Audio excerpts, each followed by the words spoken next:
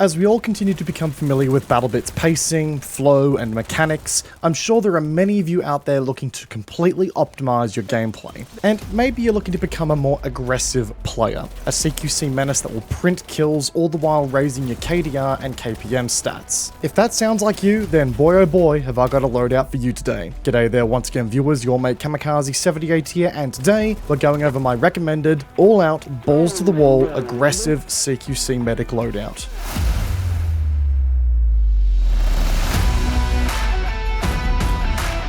So folks, there's no denying that BattleBit encompasses a lot of gameplay mechanics that at times push the game to more of a hardcore shooter style of gameplay. But with the right loadout behind you, my god, can you really amp up the aggression to 11 here and go on some of the most satisfying kill streaks possible. Playing aggressively in this game while being able to maintain a high KPM and KDR can be incredibly rewarding. And let's be all honest here, it's fun to check the scoreboard every once in a while and see some reports for cheating sitting against your name, knowing full well that you're just playing incredibly well. Today's loadout is all about achieving that exact scenario, pushing those limits and letting you really get in the face of your enemies and having the firepower to just dominate in every situation possible. So starting out here with the class of choice, and as I mentioned before, we're of course going to be playing the medic here. I know, how original, some may be saying how daring even. But hey folks, don't hate the player, hate the game. Right now, the medic is the best quote-unquote assault class in the game for neck-breaking aggression and scoring incredible streaks. The ability to heal oneself, bandage oneself faster, all the while carrying gear like C4, look, it would be silly to recommend anything else. And look, I know that there's going to be some angst pointed my way in the comment section down below for what I'm about to say here, but we are also going to be playing the medic very selfishly here.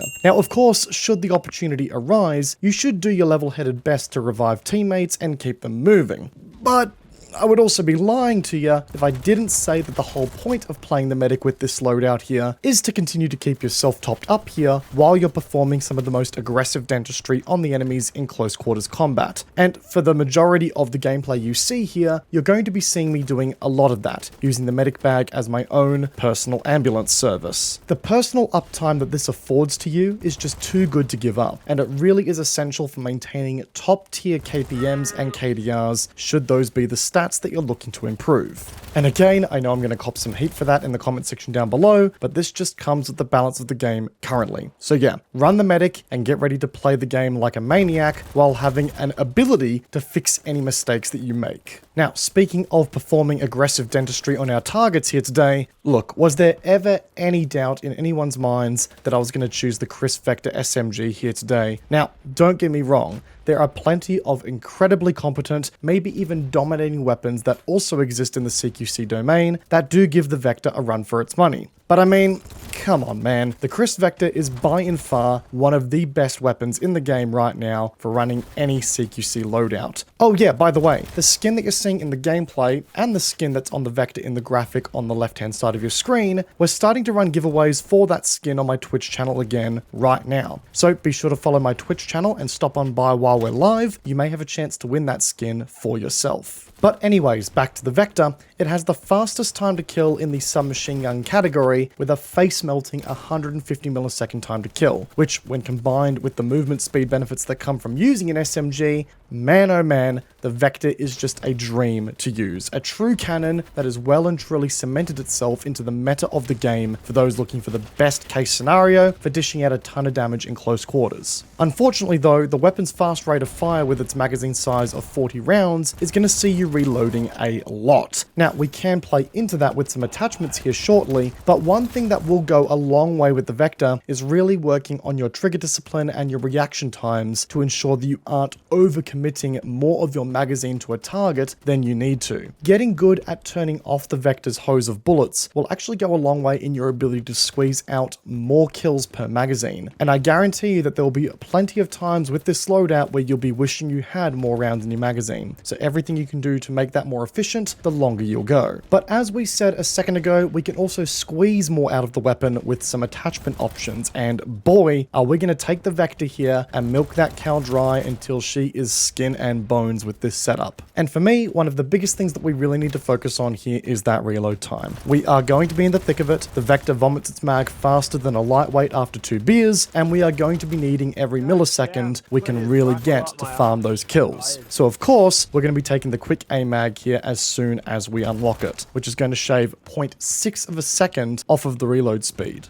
That already is going to make the weapon so much more efficient in those high-octane situations. That is going to negatively impact the recoil a touch here as a byproduct, but we can actually deal with that pretty nicely here while even further improving the reload speed once again with a couple more of attachments. If we go ahead and put the B25 URK grip on as well, we will see an additional reload speed improvement of 0.25 seconds while also bringing the horizontal and vertical recoil down a touch. And just like that, the fastest killing SMG in the game now also has a 2.53 second base reload time. Incredible stuff. Go ahead and throw on the tactical muzzle in the muzzle slot to further improve that recoil a bit, and you have a laser beam of a setup that kills in CQC lightning fast, reloads lightning fast, and is incredibly easy to use. It's almost illegal in how good the Vector feels here with this combination of attachments, but for the love of all that is holy, put a 1x red dot sight on there. If you dare to throw a medium range scope on a gun like this, unironically, I will personally reach through my monitor and slap you with some good old Australian justice. Just remember that. Now, moving on, sidearm wise, I personally think there is one option out there right now if you're someone who has a good aim on them and wants a trusty little side piece for dominating a lot of folks at once should you find yourself in a sticky situation. The Unica. Scoring headshots with this sidearm is incredibly rewarding, and you'll be shocked at just how many situations this little pistol will get you out of if you place those shots well. I've managed to clear rooms with this pistol alone, so it really shouldn't be overlooked. Jamming a red dot sight on this pistol takes it from like an 8 to a 9.5 thanks to a cleaner sight picture, which is incredibly important here, and a laser sight to boot will also give you some additional clarity if you're stuck in a panicked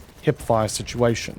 Now, our gear choices here are completely identical to that of our last loadout video, I'm afraid. Once again, how original of me, but obviously we're going to be taking the med pack with us today. It's the only option available to the medic in this slot, and not using it just defeats the purpose of the class pick in the first place. But the pick for C4 is also pretty important here. As we discussed in our last loadout video, there's a lot to be said about how much utility or crowd control functionality the C4 affords you in the heat of battle, creating new angles or just sending a shit ton of enemies to the Shadow Realm with one click of a button is nothing shy of amazing for a build like this. So yeah, get a bit creative with your C4 use on this loadout. The Vector is not the only thing that can dish out a whole lot of death and destruction. The choice of frag grenades is a personal one for me, but I could also see a lot of benefit to taking something like flashbangs as well for this kind of build, as you can just really lean into the chaos, blind a whole bunch of folks, and then just walk on in and clean up shop, which I imagine would be a lot of fun with this build as well. But arguably, one of the most important elements of this loadout is the thing that we're going to be talking about last here today. It's a little detail here where things come together and completes the build, our armor choices. As you can see here, we're rocking the light armor set and no helmet at all, which makes us a bit of a glass cannon here. But what it also does is it gives us the best possible mobility you can achieve on a medic, with the only mobility impacting slot here being the backpack. Because unfortunately on the medic right now, no light backpack slot exists, unfortunately. But even then, by getting rid of the medium armor set on the combat medic, you're not sacrificing a 10% movement speed debuff, which is incredibly important and should not be overlooked on this build. The lack of a helmet also improves our aiming down sight speed as well, which in aggregate just makes the build feel incredibly snappy to run. Now yes, you are going to be squishy, and you are going to cop a lot of damage should you find yourself out of position or on the back foot in a 1v1. But the whole point of these choices here is so that you can flank faster and evade gunfire with some tricky movement a little bit easier. You carry more momentum, which is going to make you a harder target to hit when you're really hoofing it. It's also designed to get you where you need to be faster, which means you can chain those kills together faster as well. And if you continue to be the aggressor by keeping your enemies guessing, then you won't be in a position, as a direct result of that, of taking fire as often. So you may need to alter your approach to gameplay with this class, given that it is a lot squishier and more focuses on movement, but if you can get that down pat,